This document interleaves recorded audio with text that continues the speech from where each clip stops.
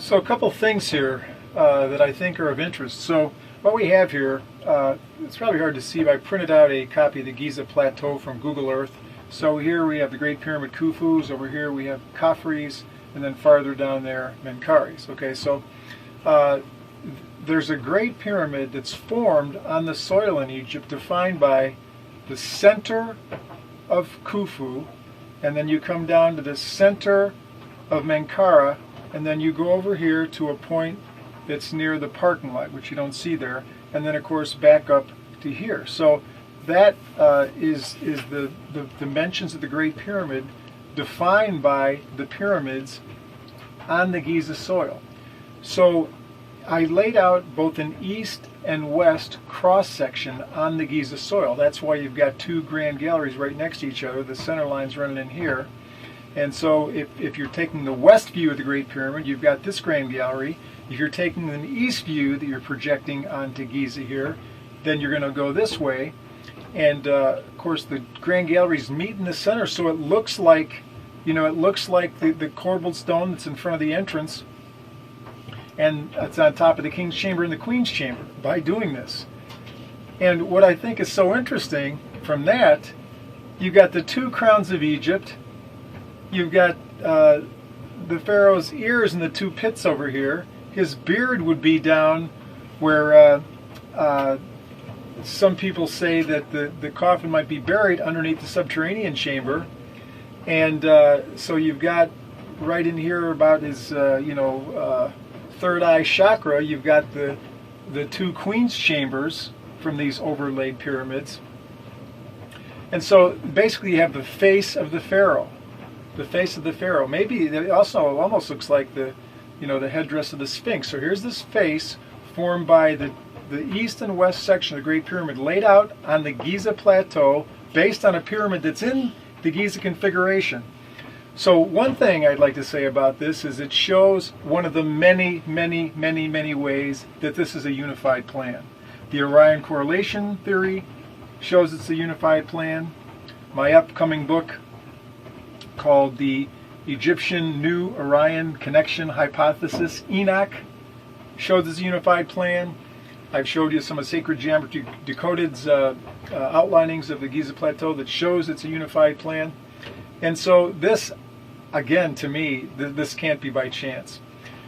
Then you've got this pentagon that's formed, again, by actual, this is the corner, the southeast corner of Khafre. This is the southeast corner of Khufu. This is over here the Sphinx, and over here we have Khentkawes. And up here you've got basically the midpoint between Khufu and Khafre right there.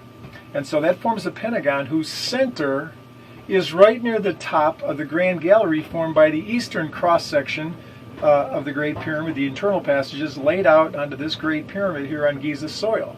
So you've got two things pointing to this spot, which is just about the spot of the Osiris shaft. Then you've got the Menkare causeway that actually runs on this plateau, and it's running right in here in this area where a void says there's going to be what Robert Grant and I are calling the magnum opus, the grand chamber here that's going to be found that these pyramid scan shows is this void up here. It's right where the causeway runs. Some incredible revelation. So I think we have a key here. We have a key. I just roughed this out. I mean, I came pretty close on all these points, but it's Google Earth printed out. It's the sharpening of a pencil. It's the imperfect protractors. But basically, I think this is very close. We've got the face of the Sphinx here, and interestingly enough, I forgot to mention that. I've made a video before about the second Sphinx. Of course, the first Sphinx is right over here.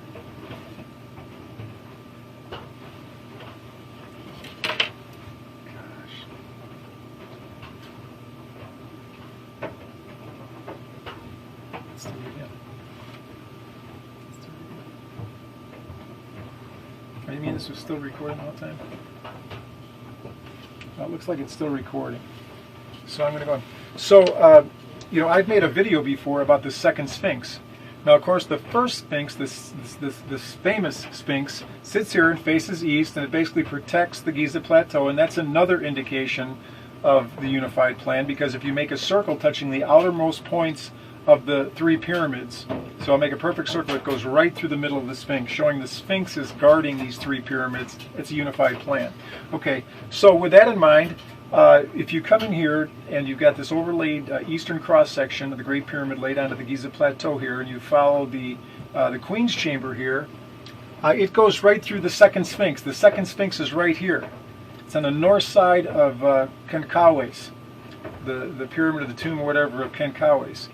And so, you know, I wondered if the second Sphinx would show up in any of these configurations, and it does. So this Sphinx over here, the famous one, faces east. Now remember, the dream stela, which is the stela right in front, you know, in between the paws of the Sphinx, has two Sphinxes pictured in facing opposite directions. This one is facing east, and the Sphinx over here, the second Sphinx, is facing west. So quick symbolism, you know, this is sort of, you know, protecting the Giza secrets, you know, the brotherhood of the trinity of pyramids here is protecting them from the outside, because the Sphinx faces outside this circle that's formed. But over here, we're plainly inside of the circle, and so this Sphinx, the second Sphinx here, is facing west, and so maybe that's protecting from the, you know, the threats from within, the people that are so-called part of the priesthood. You know, maybe it's me, maybe it's Robert Bauval, you know, maybe it's Graham Hancock. You know, who's the one we need to be protected from?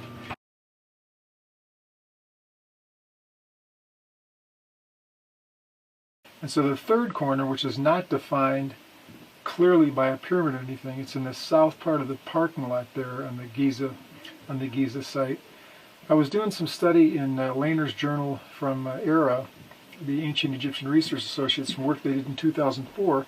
And they decided to excavate this area in between basically the wall of the Crow right here and, you know, where that parking lot is. And so they basically, you know, went way down to, you know, the ancient level. And so Lehner writes, there's nothing structural about this surface, you know, any buildings or anything, he says.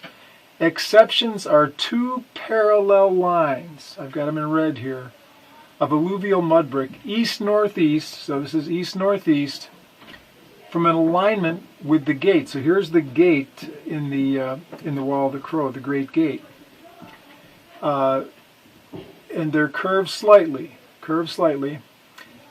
It's hard to see a purpose for the line path, Lehner says.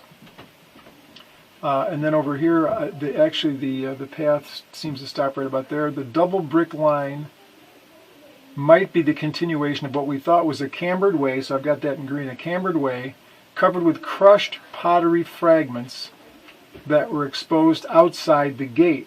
So there was this, you know, crushed pottery, then this double brick-lined way, the only thing found at all in this area, and it's hard to pinpoint it from Lehner's direction, but it seems to me it comes to very near to where this corner is. And so that would, you know, bring to me a very, very interesting focus, and I'll just tell you what I think.